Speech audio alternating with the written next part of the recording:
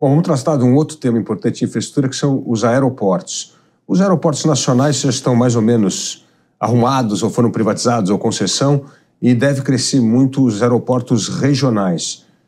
Você acha que isso está no mapa dos investidores, ou o investimento em aeroportos regionais ainda está patinando o investimento? Como você disse, eu acho que esse é um dos pontos positivos do que foi o evento da Copa do Mundo, né?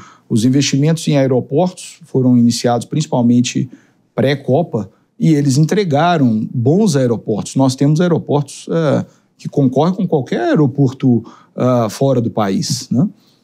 Os grandes aeroportos. E aí o que a gente tem que talvez começar a pensar, e a gente está de fato iniciando esses projetos do ponto de vista nacional dos aeroportos regionais, é que o aeroporto regional ele tem dois pontos cruciais. Ele é, obviamente, o transporte de pessoas e cargas, mas ele também tem uma questão de saúde pública, Felipe. E isso a gente se esquece. Qual questão de saúde pública? Para atendimento a urgências e transplante de órgãos. Então, às vezes, eu tenho um órgão que eu preciso sair do interior e chegá-lo à capital, porque ele tem prazo, ele tem tempo para que ele possa ser utilizado. Se eu não tiver uma malha aeroportuária para buscar esse órgão, eu perco o órgão. Então, esse também é outro lado de um projeto de infraestrutura que impacta na área de saúde, né? E aí, esse é um ponto que a gente ainda não está dimensionando muito adequadamente. Aí estou dizendo, pensando do ponto de vista da modelagem, a gente está pensando muito mais em área bruta locável de equipamentos de aeroportos, né, de venda dessa área, do que pensar também na questão social que é um aeroporto. A gente se esquece disso, graças a Deus, porque provavelmente nunca precisamos dessa utilidade. Mas se você tiver com algum problema de saúde e precisa ser transferido, se você está num aeroporto e acontece algum desastre na parte da noite, o aeroporto não tem balizamento noturno, você não consegue decolar. Simples, ter lâmpada na pista. Nós não estamos dizendo de grandes investimentos, mas isso acontece. Eu acho que esse é um ponto que talvez mesclar mais contratos, eles não vão ser contratos de concessão comum, porque os contratos de concessão comum estão nos grandes aeroportos, mas eles precisam ser com arranjo, provavelmente, de parceria público-privado. O Estado precisa aportar recurso para pensar uma lógica de utilizar o aeroporto como infraestrutura para transporte de carga e pessoas, mas também para a questão de saúde. Essa é uma dobrada que a gente vê ainda pouco. Talvez o governo de São Paulo foi feito um maior número de aeroportos, hoje regionais, né? Nós fizemos, foi um dos primeiros leilões, ainda à época do governo Bolsonaro, 4 aeroportos no Mato Grosso. Então, hoje, Mato Grosso é um estado gigantesco, né? Gosto sempre de lembrar que Minas Gerais, Mato Grosso é 1,5 vezes Minas Gerais em tamanho, né? Então, se você não tiver o transporte aeroportuário, né, é impossível você querer acessar com brevidade, né? Então, hoje já existem aeroportos concessionados também no Mato Grosso, né? Mas precisa de mais. Então, essa mescla aí que eu disse, entre a concessão comum, que seria as áreas que são viáveis, de exploração de áreas locáveis, com o investimento em saúde. Você disse que a Howard já está atuando desde 2015 nesse mercado de infraestrutura, né? Uma coisa fundamental em investimento de infraestrutura é a continuidade de projetos. Não dá para cada vez que mudar um governo jogar no lixo tudo que o outro fez e começar do zero, certo? Esse acordo da continuidade de bons projetos está ocorrendo com maior frequência, principalmente nos estados e municípios? Eu vejo esse acontecimento maior nos estados, Felipe. Isso é mais difícil no âmbito municipal. Dou o exemplo da cidade onde eu moro e onde a sede da Howard, que é Belo Horizonte. Nós tivemos um desenvolvimento gigantesco de contratos de concessão em PPP no governo Márcio Lacerda, né? Governo já há 16 anos atrás, basicamente, né? E depois não continuado com os outros governos sequentes, né?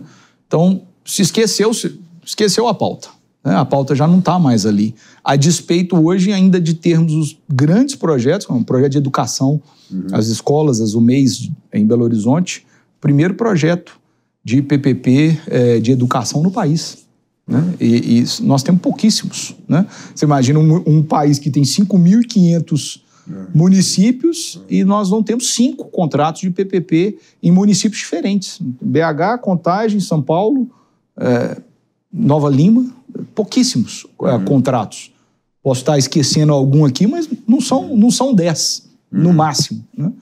E essa é uma pauta que podia ser melhor continuada. Infelizmente, a gestão municipal, a gente tem esse lado um pouco menor. Nos governos estaduais, eu vejo essa continuidade já muito maior, e principalmente porque o assunto infraestrutura deixou de ser uma pauta política. Ela é uma pauta de desenvolvimento social do país, de desenvolvimento do país. E a questão de se ter ou não infraestrutura virou uma questão financeira e de financiabilidade. Então, essa mudança de patamar deixou a política um pouco a reboque.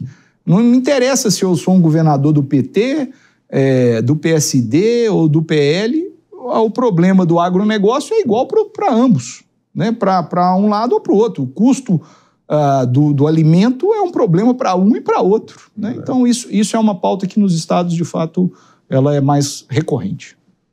E outra coisa, essa continuidade, como você falou, ela já não é mais política, essa pauta já se tornou uma pauta de Estado.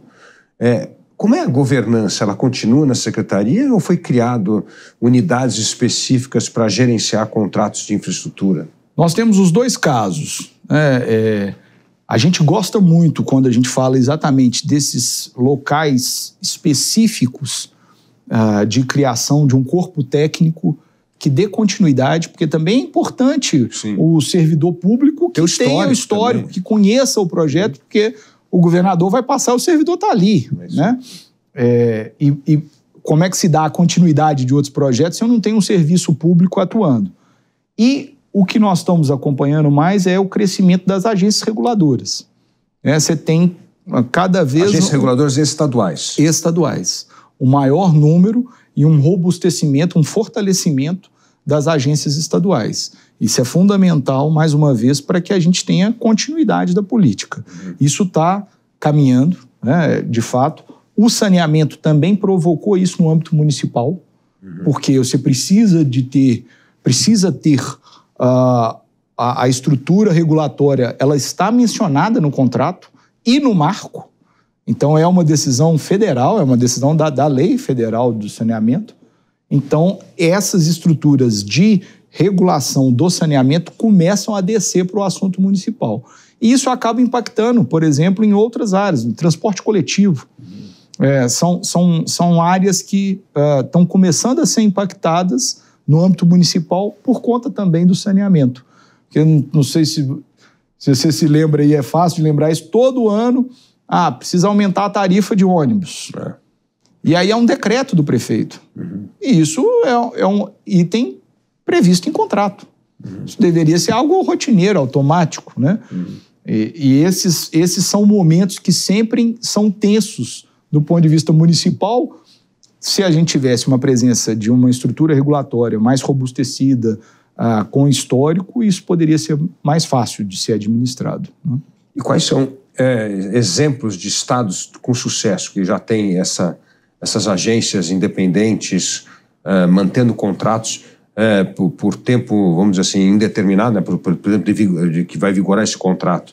O Estado de São Paulo é um bom exemplo, é um ótimo exemplo. O Estado de Minas, para o saneamento, também é um bom exemplo. O Estado do Rio. Nós temos um bom exemplo também no governo do Mato Grosso. Foi o governador Mauro trouxe um fortalecimento grande para a AGER, que é a chamada agência lá. O Estado do Pará começou agora por ter sua primeira concessão de rodovia. Então, começa também o caminho com a atual CEINFRA e a agência regulatória. Então, são pautas que estão acontecendo e acaba que ela também é empurrada pelo próprio número de concessão. Se eu não tenho uma concessão rodoviária, eu não tenho uma agência que trata daquela concessão. Se eu tenho, então passa a ter o próprio projeto começa a empurrar também o serviço público ou o setor público a essa criação. Isso está acontecendo em vários estados. A gente consegue enxergar isso muito bem, Felipe.